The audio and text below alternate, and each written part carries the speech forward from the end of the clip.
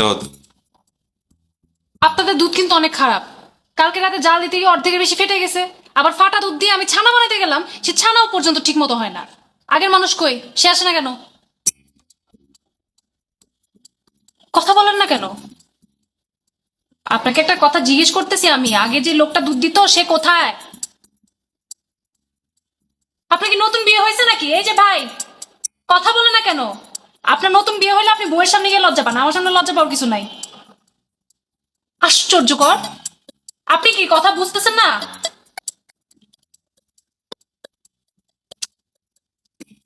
এই যে আজকেও তো দুধ পাতলা, পানি মিশাছে নিশ্চয়, দেখে বোঝা যাচ্ছে।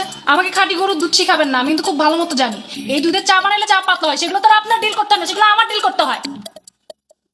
আপনি কি তারপর কথা বলবেন না? আজব মানুষ সব।